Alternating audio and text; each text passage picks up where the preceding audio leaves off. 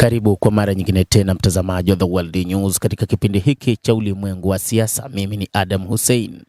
Rais wa Marekani Donald Trump amesema atawatoza ushuru washirika wote wa biashara wa Iran.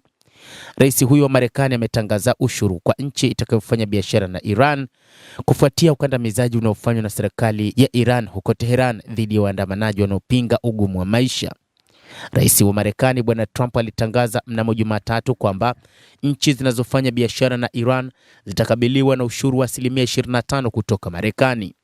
Trump alitangaza ushuru huo katika chapisho la mitandao ya kijamii akisema utaanza kutumika mara moja. Kuanzia mara moja, nchi yoyote inayofanya biashara na Jamhuri ya Kiislamu ya Iran italipa ushuru wa 25% kwa biashara yoyote inayofanywa na Marekani. Trump aliandika na kutoa agizo hilo. Agizo hili ni la mwisho, aliandika Trump. Ilikuwa ni hatua ya kwanza ya moja kwa moja dhidi ya Iran kwa ajili ya msako wa ukandamizaji wa maandamano kutoka kwa Trump, ambaye anaamini kutoza ushuru kutaweza kuwa chombo muhimu katika kuwashawishi marafiki na maadui duniani kote kukubali mapenzi yake. Brazil, China, Uturuki, Umoja wa Falme za Kiarabu na Urusi ni miongoni mwa nchi zinazofanya biashara na Iran. Ikulu ya White House ilikataa kutoa maoni zaidi kuhusu tangazo la ushuru la rais wa Marekani. Trump amesema Iran inataka mazungumzo kwa sasa. Rais huyo wa Marekani Bwana Trump amesema Iran inataka kujadiliana na Marekani baada ya tishio lake la kuishambulia Jamhuri hiyo ya Kiislamu kutokana na ukandamizaji wake dhidi ya waandamanaji katika maandamano ya kitaifa ambayo wanaharakati walisema mnamo Jumatatu yamewaacha watu wasiopungua 599 wakiwa wamekufa.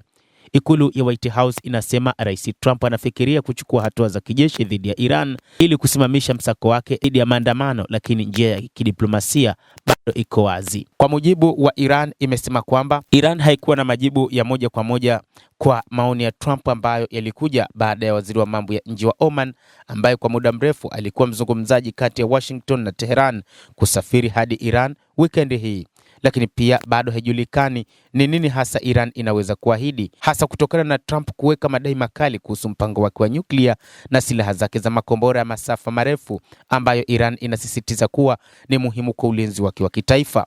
Waziri wa mambo ya nje wa Iran Abbas Araghchi akizungumza na wanadiplomasia wa kigeni mjini Tehran alisisitiza kuwa hali imedhibitiwa kabisa katika matamshi yaliyoilaumu Israel na Marekani kwa vurugu hizo, kwa kutoa ushahidi kwamba ni katika kile ambacho hata Mossad walieleza kwamba wanaendesha maandamano hayo. Hata hivyo, Abbas Araghchi alisema wao wapo tayari kwa mazungumzo, lakini wapo tayari kwa vita ikiwa mazungumzo yatashindikana. Kupitia bunge, Spika wa bunge la Iran Mohammad Bagher amesema kwamba wapo tayari kwa ajili ya vita na watashambulia maeneo yote yanayokaliwa kwa mabavu na Israel huko Tel Aviv, lakini pia watashambulia kila mahala ambapo Marekani ina ngome yake. Abbas Araghchi kwa upande wake alisema Iran ilikuwa wazi kwa diplomasia, na msemaji wa Wizara ya Mambo ya Nje ya Iran Esmail Baghei alisema kwamba njia ya kuelekea Marekani bado iko wazi, lakini mazungumzo yanahitajika kukubalika kwa maslahi na wasiwasi wa pande zote mbili, si mazungumzo ya upande mmoja na yanayotegemea imla. Trump amekubali pendekezo la mazungumzo. Trump na timu yake ya usalama wa taifa wamekuwa wakipima majibu mbalimbali yanayowezekana dhidi ya Iran, ikiwa ni pamoja na mashambulizi ya mtandaoni na mashambulizi ya moja kwa moja kutoka Marekani au Israel, kulingana na watu wanaofahamu mijadala hiyo ya ndani ya ikulu ya White House ambao hawakuruhusiwa kutoa maoni hadharani na waliozungumza kwa sharti la kutotajwa majina. Jeshi linaangalia hilo na tunaangalia mapendekezo ya hatua kali sana, Trump aliambia waandishi wa habari katika ndege ya Air Force One mnamo Jumapili usiku.